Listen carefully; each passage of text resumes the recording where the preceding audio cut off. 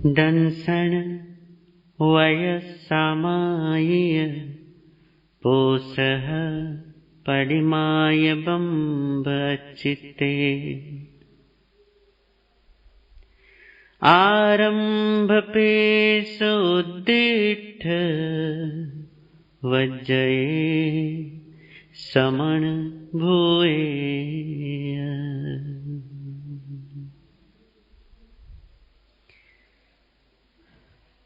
दर्शन सामायिक, व्रत सामायिक,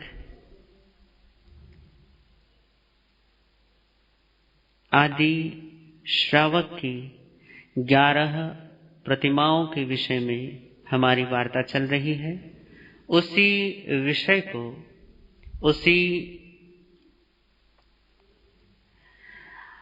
वार्ता को हम आगे बढ़ाते हैं और कुछ और समझने की कोशिश करते हैं। एक मासिकी दर्शन प्रतिमा की आराधना के बाद 2 महीने चलने वाली व्रत प्रतिमा की आराधना की जाती है और फिर 3 महीने उसके पश्चात लगातार सामायिक प्रतिमा की आराधना की जाती है। उसी के विषय में हमारी बात चल रही है, उसी को ही हम और समझने की कोशिश करते हैं।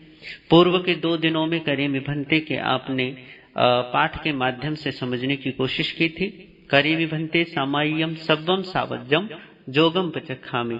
सावध्य योग को क्या है? सावध्य योग, पहले इस पर चर्चा हुई थी और कल हमने पचखामी को समझने की कोशिश की थी कि पचखामी क्या है और पजुआसामी।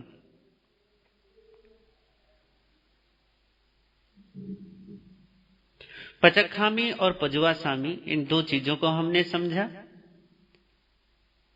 पचखामी अर्थात सतत पुनः पुनः आत्मा का ध्यान, आत्मा की स्मृति, पुनः पुनः अपने आप को याद दिलाना कि मैं कौन हूं। और पजुआसामी का मतलब है कि पूरी तरीके से अपने समीप रहना, अपने नजदीक रहना, अपने आप में रहना। जो शुद्धात्मा की तुम्हारी प्रतीति है, उसी प्रतीति में अपने आप को टिकाए रखना, इसी का नाम है पजुआसामी।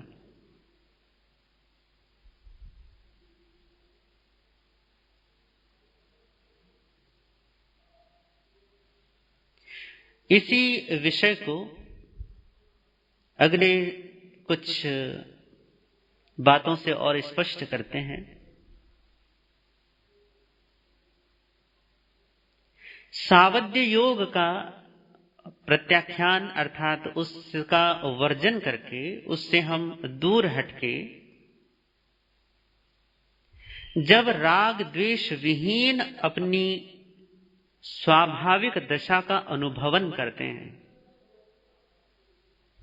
पुनः पुनः उसे स्मृति में लाते हैं।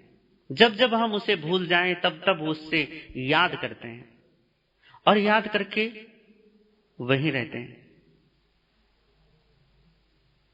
उससे दूर नहीं हटते, उससे दूर नहीं होते। यही प्रत्याख्यान है और यही पर्युपासना है या पजुआसामी है। पचखामी और पजुआसामी। इसके पश्चात जो अगला चरण है वो है, ये उसमें थोड़ा सा जुड़ जाएगा, वो है न करेमी न कार्वेमी और करमतम्पि अन्नम न समणो जानामि। मुझे ऐसा ध्यान है ये तीसरा पद जो है करमतम्पि अन्नम न समणो जानामि, ये शायद श्रावक नहीं पढ़ते, पर सूत्र क्योंकि बहुत महत्वपूर्ण है इसलिए उसको समझ लेना चाहिए। न करेमी का मतलब होता है कि मैं खुद नहीं करता, खुद नहीं करूंगा। क्या नहीं करूंगा? तो मन से संकल्प विकल्प रूप राग द्वेष मैं नहीं करूंगा, किसी अन्य से मैं राग द्वेष नहीं करवाऊंगा, और जो राग द्वेष कर रहे हैं उनको उनके पीछे उनके कृत्यों का जानने के लिए, उनके राग द्वेष रूप वृत्तियों प्रवृत्तियों की जानकारी के लिए उनके पीछे जासूस की तरह नहीं लगूंगा। पहले है कि ना करेमी, करूंगा भी नहीं, ये जो सावध्य योग है, अब इस योग में मैं सहयोग नहीं करूंगा, अपनी तरफ से शुरुआत नहीं करूंगा। इसलिए हमारे यहां पर आरंभ बोला गया है हिंसा को। आरंभ का मतलब है जो चित्त दशा में ही आरंभ होता है। परमात्मा कहते हैं कि द्रव्य हिंसा भाव हिंसा। द्रव्य हिंसा पर की होती है, भाव हिंसा स्वयं की होती है। जब जब हम राग और द्वेषात्मक भाव जगाते हैं तब तब हम स्वयं की हिंसा करते हैं। और जो व्यक्ति राग और द्वेष जगाकर खुद की हिंसा करता है वही दूसरे जीवों की हिंसा का कारण बनता है। तब द्रव्य हिंसा घटित होती है। द्रव्य का मतलब बाहर में किसी अन्य जीव के प्रति आपसे अपराध हो जाना, आप उसके पीड़ा में, उसके दुख में आपका कारण बन जाना, आप उसमें निमित्त बन जाते हो, तब वो द्रव्य हिंसा घटित होती है। द्रव्य हिंसा भाव हिंसा के साथ जुड़ी रहती है। भाव हिंसा होती है तो द्रव्य हिंसा हो जाती है, अपने आप ही होती है। और जिनके भाव हिंसा नहीं होती उनकी यदि किसी कारणवश द्रव्य हिंसा भी हो जाए तो भी उनको दोषी नहीं माना जाता। और भाव हिंसा में पूर्णतः ये हमारे परमात्मा ने स्वीकृत किया है कि राग और द्वेष ये दोनों भाव हिंसा है। आप कहोगे कि द्वेष तो समझ में आता है भाव हिंसा में, पर राग, बिल्कुल राग भी। क्यों? क्योंकि ये दोनों अलग नहीं है। जैसे सिक्के के दो पहलू होते हैं ना, पर सिक्के के दोनों पहलू अलग नहीं है, एक साथ हैं। एक पहलू को मिटाओगे तो दूसरा पहलू भी मिटना आरंभ हो जाएगा अपने आप ही। और यही कारण है कि राग और द्वेष को हिंसा कहा है। ये हिंसा से मैं खुद नहीं करूंगा, राग द्वेष खुद नहीं जगाऊंगा। और यदि कोई राग द्वेषात्मक वृत्तियों में, अर्थात ये सावध्य योग की वृत्तियों में है ना, यदि कोई विकथा कर रहा है, अर्थात निंदा कर रहा है, किसी की चुगली खा रहा है, मतलब ऐसी चीजें जो नहीं बोलनी चाहिए वो बोल रहा है, पहले तो मैं बोलूंगा नहीं, पर यदि कोई बोल रहा है तो मैं उसे किसी से बुलवाऊंगा भी नहीं। कि मैं तो खुद तो नहीं गाली दे सकता, पर मैं दिलवा तो सकता हूं ना, चल तू गाली दे, तो मैं उकसा देता हूं। हम थे एक ध्यान शिविर में, तो शुरू में क्या था कि बातें समझ में नहीं आती थी ना अध्यात्म की, कर्ता कर्म निमित्त उपादान, ये चीजें कुछ समझ में नहीं आती थी। तो वहां बैठे हुए थे ध्यान शिविर में। तो ध्यान शिविर के बाद जब वो समापन था, समापन से पहले कुछ होता है, प्रश्नोत्तर एक सेशन होता है, उसमें बैठे हुए थे। तो मेरे सवाल खत्म होने के नाम ही नहीं ले रहे थे। सवाल पर सवाल, सवाल पर सवाल पूछे जा रहा था मैं। आखिरकार जब सवाल मेरे चुक गए तो मेरे बगल में एक महाराज जी बैठे थे, बोले ये पूछना, ये पूछ। तो मैंने कहा आप क्यों नहीं पूछते, आप पूछो ना।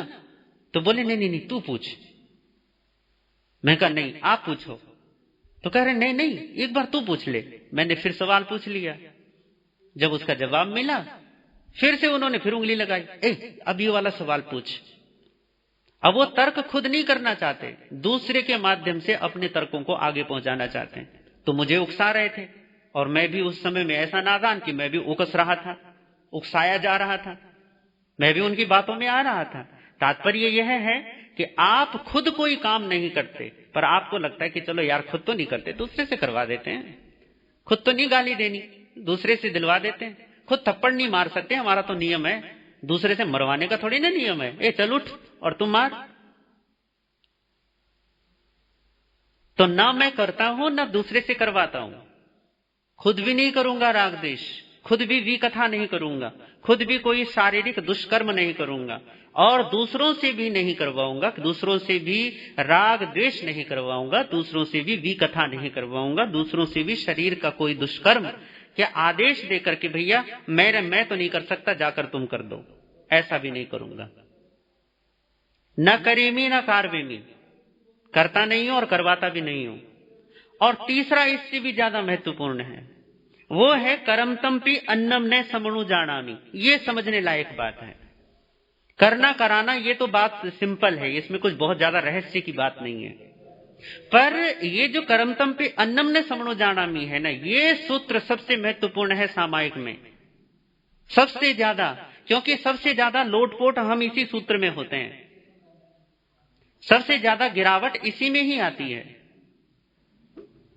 या हम ऐसा कहें कि सबसे ज्यादा अमर्यादित और हमारी मर्यादाशीलता का भंग इसी में ही होता है।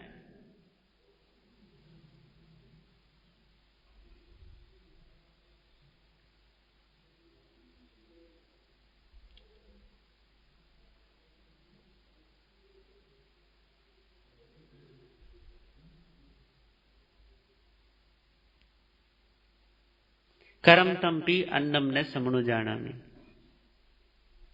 कोई अन्य कर रहा है, आपने नहीं किया और आपने किसी को करने को भी नहीं बोला, पर फिर भी कोई कर रहा है। राग द्वेष भी, कथा, कोई कुकर्म, कुछ भी दुनिया में चलती रहती है। दुनियादारी में कोई यूं थोड़ी ना कि सब सामायिक संवर वाले बन गए हैं। कहीं ना कहीं किसी न किसी के जीवन में ये सब दुष्प्रणिधान मन के, वचन के, काया के चलते रहते हैं। ये जो मन, वचन, काया के किसी भी प्रकार के राग द्वेषात्मक वृत्तियों के अनुसार होने वाले कर्म हैं, इन कर्मों को करने वाले लोगों की कमी नहीं है, झूठ बोलने वालों की कमी नहीं है, बेईमानी, धोखाधड़ी, विश्वासघात और भ्रष्टाचार करने वालों की कमी नहीं है, वैर और द्वेष के बीज बोने वालों की कमी नहीं है, घृणा की अग्नि और ईर्ष्या की अग्नि जलाने वालों की कमी नहीं है। आप यदि एक खोजने जाओगे आपको 1000 मिलेंगे, इतने सारे हैं। आप ऐसा कह सकते हैं कि भैया दुनिया बनती ही इन चीजों से है, राग द्वेष का खेल ना हो तो सारे मुक्त ना हो जाएं। संसार में पड़े हैं, रुल रहे हैं, भटक रहे हैं, तो कारण ये कि क्योंकि राग द्वेष समाप्त नहीं करते, अपने राग द्वेष को नहीं मिटा पाते। राग द्वेष विद्यमान है, इसीलिए तो ये सारा खेल चलता है, घर का, बार का, संसार का, समाज का, सोसाइटी का, संस्थानों का,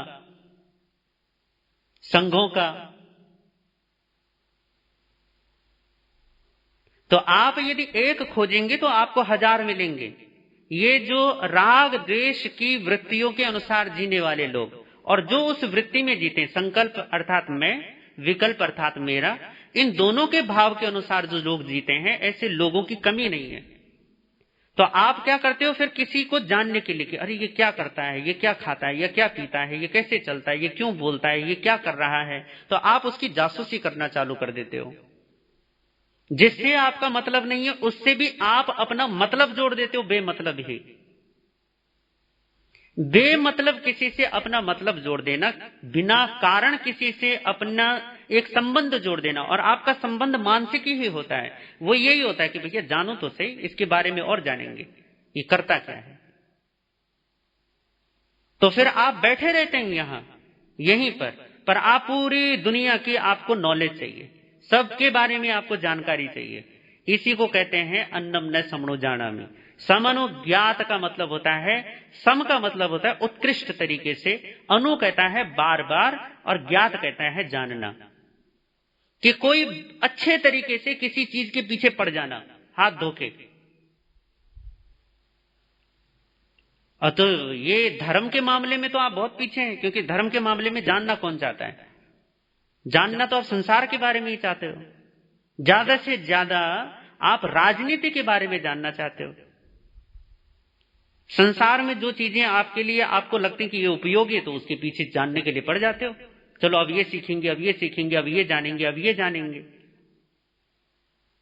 पर जहां तक खेल राग और द्वेष का है, वहां तक परमात्मा कहते हैं कि खुद करना नहीं, दूसरे से करवाना नहीं, और जो राग द्वेष के अनुसार जिनकी वृत्तियां हैं, उन वृत्तियों में जीने वालों को जानने की कोशिश भी नहीं करना कि ये कर क्या रहे हैं, क्यों कर रहे हैं, क्यों जानना, काहे को फटे में टांग देना।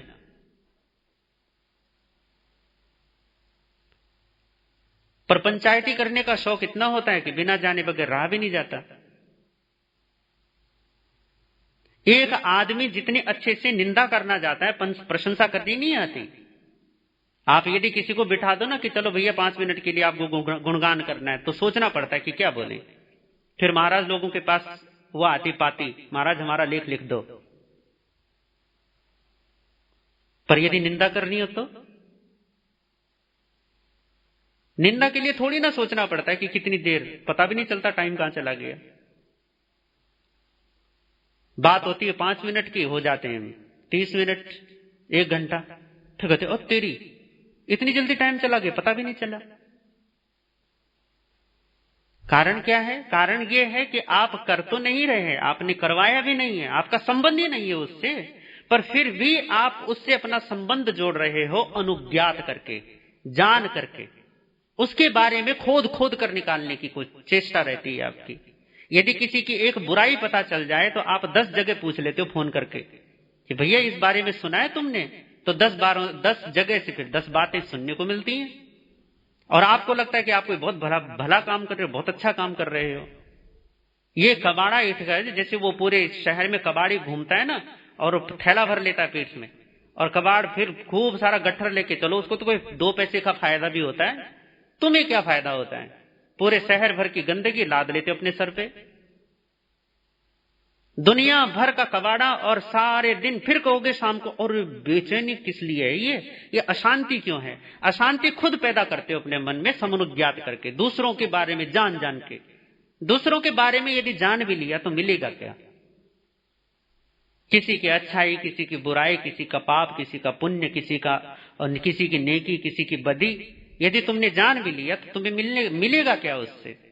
सामायिक का मतलब होता है सब कुछ छोड़कर केवल अपने आप में आना, सारी बाहरी चीजों से तिलांजलि देना और अपने आप में आना, वापस लौटना। इसी को अगले चरण में हम समझेंगे। पर यहां पर केवल समनुज्ञात से ये अर्थ है अन्नम न समनुज्जानामि, अन्य जो राग द्वेष आदि कर रहे हैं, जो हिंसा, झूठ, बेईमानी, भ्रष्टाचार कर रहे हैं, जो राजनीति और पद और प्रतिष्ठा की दौड़ में, प्रतिस्पर्धा में लगे हुए हैं, ऐसे लोग क्या कर रहे हैं, क्यों कर रहे हैं, मैं जानने की कोशिश नहीं करूंगा, क्योंकि उससे मेरा कोई लेना देना ही नहीं है। आप यदि राजनीतिज्ञ हैं, जहां तक है वहां तक अपना काम कीजिए, कौन मना करता है?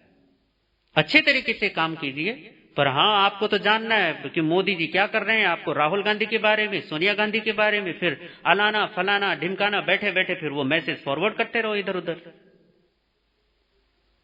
कोई कहता है मोदी फेंकू है, कोई कहता है राहुल पप्पू है। भैया राहुल पप्पू है तो तुम्हें क्या, मोदी फेंकू है तो तुम्हें क्या? मोदी अच्छा है तो भी तुम्हें क्या, और राहुल अच्छा है तो भी तुम्हें क्या? पर हमारे मतलब होते हैं।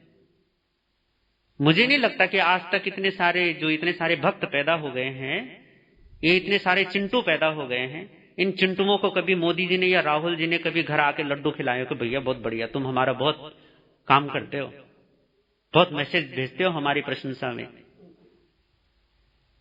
पर ये जो है ना, इसी को कहते हैं समनुज्ञात। समनुज्ञात का मतलब जिससे आपका लेना देना नहीं, जिससे संबंध ही नहीं है, पर उससे भी आप अपना संबंध जोड़ने की चेष्टा कर रहे हो। एक होती है आवश्यकता, आवश्यकता है तो जोड़िए, कोई मनाही नहीं है। पर अनावश्यक यदि है और फिर भी आप यदि संबंध जोड़ते हैं तो ये आपके लिए ही बड़ी दुर्गति का कारण बन जाएगा। आप इतने बेचैन हो जाएंगे कि 5 मिनट आंख बंद करके बिठा देगा ना कोई कि चल 5 मिनट हिलना नहीं, डुलना नहीं, आंख खोलनी नहीं। 5 मिनट भी आपके लिए बिताने 5 युगों के समान हो जाएगा। खुद परीक्षा करके देखिए कि आपने अपनी अभी तक क्या दुर्गति की है। 5 मिनट में पता चल जाएगा, अपनी परीक्षा करके देख लेना। 5 मिनट शांति से बैठ सको, आनंद से बैठ सको, बगैर किसी उथल पुथल के बैठ सको, बगैर ये जाने कि 5 मिनट हुए भी या नहीं हुए, ये जानने की उत्सुकता के बगैर यदि तुम 5 मिनट बैठ सकते हो तो निश्चित तौर पर मानिए कि जीवन सही चल रहा है।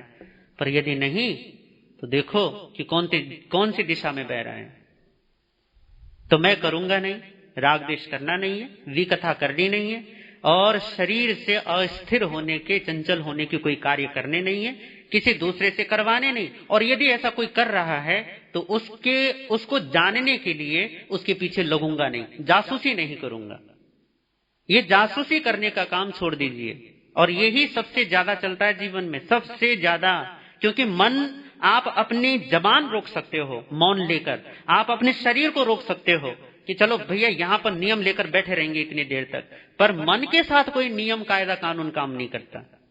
मन के साथ कोई अंकुश काम नहीं करता। कितने ही प्रत्याख्यान ले लो, आप शरीर के ले सकते हो कि 48 मिनट तक एक जगह में बैठेंगे, हिलेंगे नहीं, यहां से ले सकते हो। आप ये जबान का भी ले सकते हो कि भैया 48 मिनट तक नहीं बोलेंगे, पर मन के साथ आप ऐसा नहीं कर सकते। मन तो आप, शरीर यहां होगी, मन भी, ये क्या नाम है, जबान भी बंद होगी, शरीर यहां होगा पर मन यहां नहीं होगा। मन को बेरोक टोक है, उसके लिए वज्र की दीवार भी कोई दीवार नहीं है।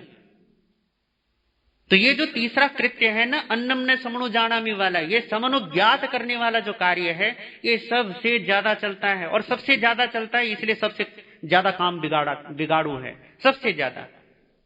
इसका जरूर ध्यान रखें। सामायिक में मतलब ये हुआ, अब हम अनावश्यक नहीं जानेंगे। आवश्यक जानने की मनाही नहीं है भगवान के शासन में।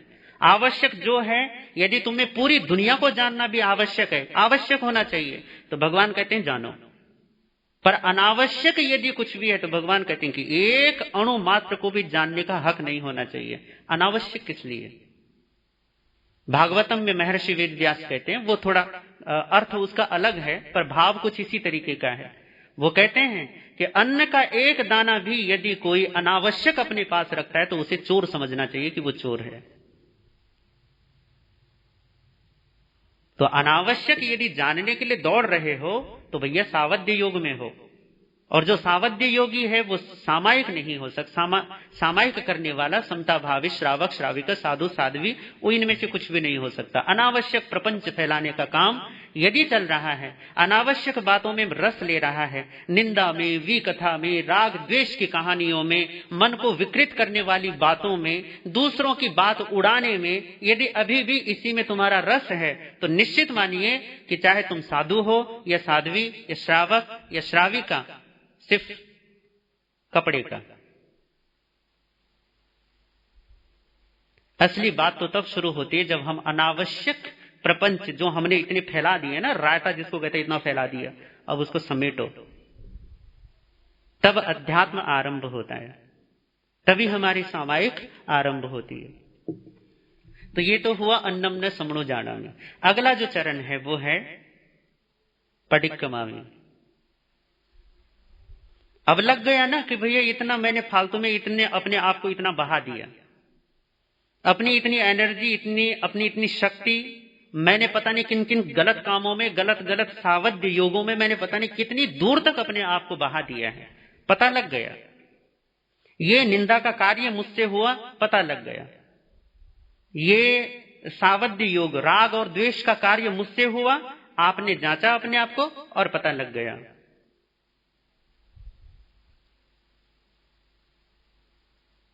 जैसे आपको पता लगता है कि ये क्या है, ये गलत हो गया, तो आप तुरंत क्या हो जाते हैं, पीछे लौट आते हैं। इससे ऐसे समझिए, मान लीजिए कि आप कहीं जा रहे थे यात्रा में और आप कहीं गलत रास्ते चले गए और किसी ने आपको बता दिया कि भैया आप तो गलत रास्ते आ गए और बहुत दूर आ गए, आपको फिर से वापस जाना पड़ेगा, यू टर्न लेना पड़ेगा। तो आप क्या करते हो? आगे जाते हो जबरदस्ती की नहीं जाएंगे, या पीछे लौट कर आओगे?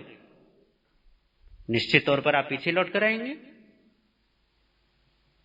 क्योंकि आपको पता लग गया कि भैया गलत रास्ते पर है, तो अब मुझे क्या करना है, पीछे जाना है, पीछे लौटकर जाना पड़ेगा सही रास्ते पर चलने के लिए। अध्यात्म में इसे प्रतिक्रमण कहते हैं। भगवान ने सामायिक सूत्र में इसको प्रतिक्रमण कहा। प्रतिक्रमण का मतलब इतना सावध्य योग हो गया, बाबा रे बाबा, इतना राग द्वेष जगाया, इतना सावध्य योग किया, इतना झूठ बोला, इतनी बेईमानी करी, या इतने मैंने मतलब अपने मन से तेरा मेरा भेदभाव, राजनीति, प्रतिस्पर्धा, भाग दौड़ मचा दी, इतनी अशांति के कार्य किए हैं। तो जहां मैं इन अशांति के कार्यों में चला गया, अब मुझे क्या करना है, पीछे हटना है, अब नहीं रहना इनमें। अरे भैया एक छोटी सी चींटी भी अगर चलती है ना, तो आप उंगली यदि उसके सामने कर दो तो वो भी अपना रास्ता तुरंत बदल लेती है। तुम तो इंसान हो,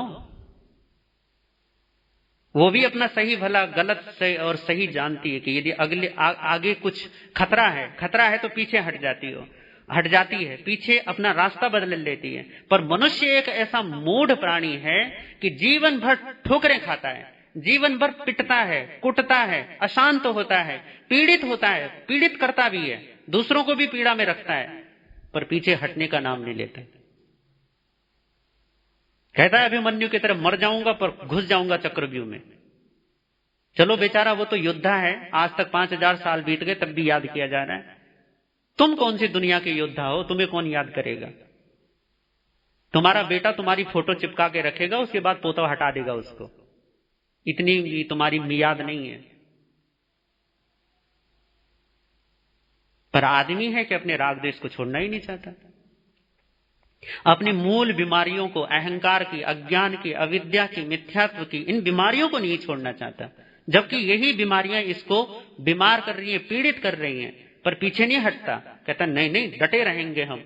भगवान ने अपने अनुयायियों को कहा था कि नागो व संगाम शीशे, मेरे जो श्रावक होंगे, मेरी जो श्राविकाएं होंगी, साधु साध्वी होंगे, वो उस हाथी की तरह होंगे जो संग्राम शीर्ष पर खड़ा रहता है। संग्राम शीर्ष मतलब जब लड़ाई होती थी ना, तो हाथियों को सबसे आगे खड़ा कर दिया करते थे, क्योंकि हाथियों को पार करना बड़ा मुश्किल होता था।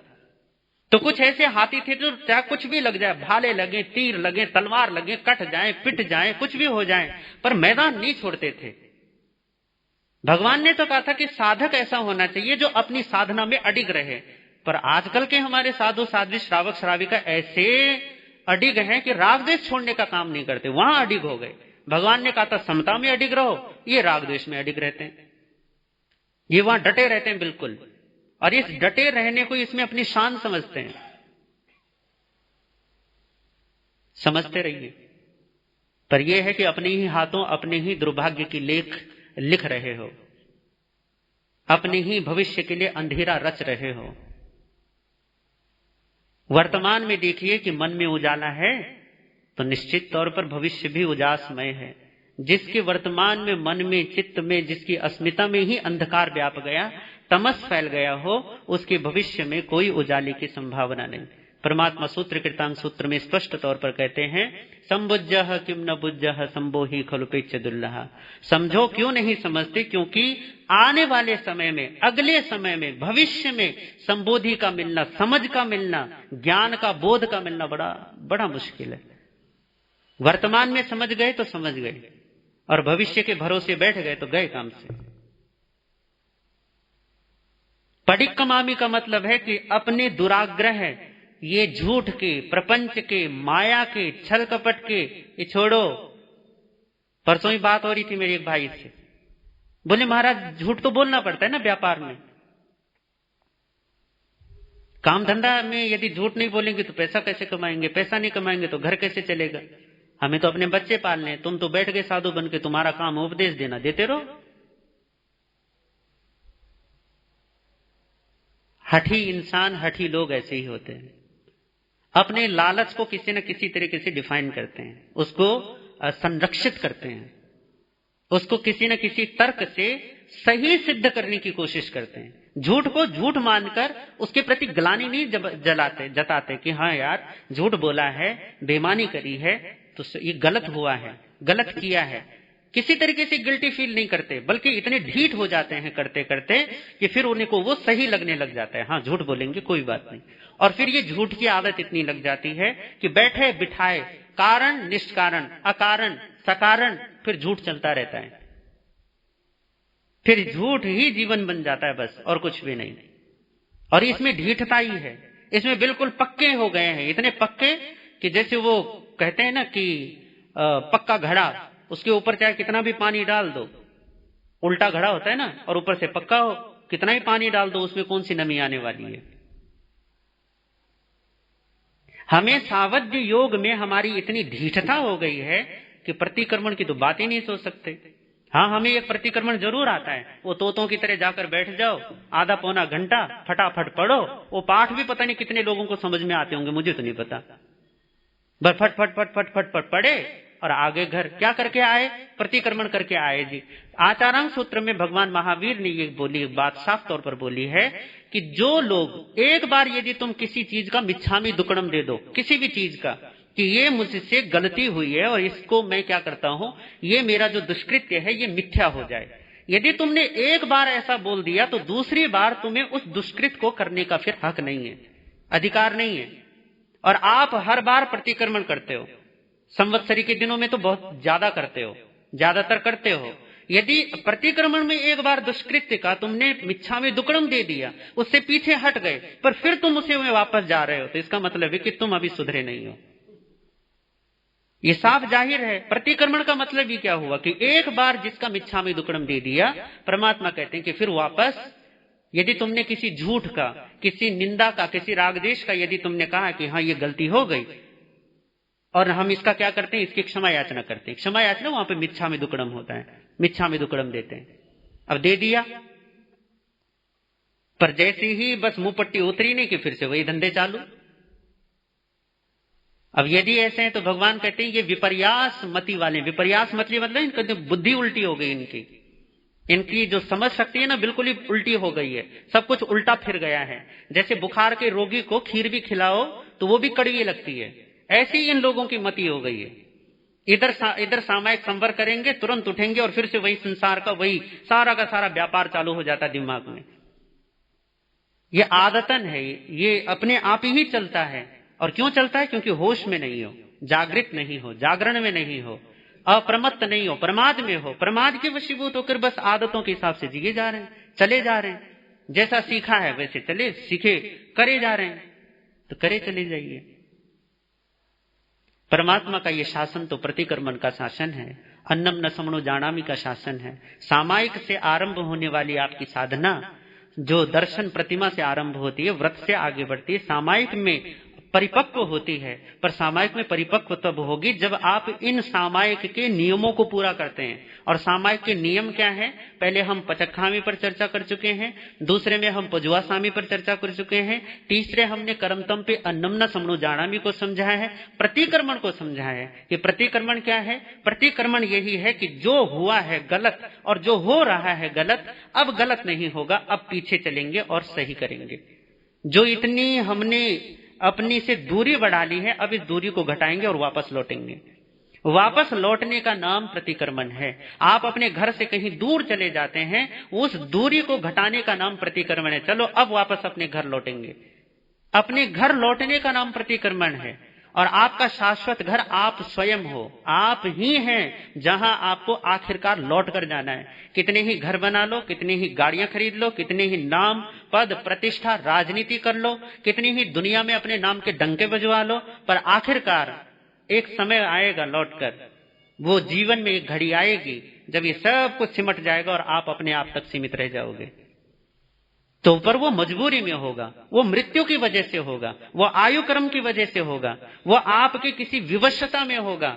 और विवशता में किया गया कार्य कोई लाभदायक नहीं होता। उससे परमात्मा कहती है तो अकाम निर्जरा है, ये अकाम मरण है, बाल मरण है।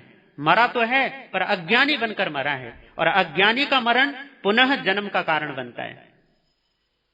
यदि इसको घटाना है, इसको हटाना है, तो इसके लिए जरूरी ये है कि जाग जाइए, होश में आ जाइए, पीछे लौटकर आइए, अपने आप में अपनी इच्छा से, अपने अनुशासन से, अपनी ही शक्ति से, जिसमें किसी का कोई कहना नहीं, किसी की कोई जोर जबरदस्ती नहीं, कोई विवशता नहीं। यदि आप तब प्रतिक्रमण कहते हैं, तब उस प्रतिक्रमण वाले की जो मृत्यु होती है उसे परमात्मा कहते हैं ये सकाम मरण वाला है, ये पंडित मरण वाला है, इसने अब ज्ञानी की मृत्यु पाई है।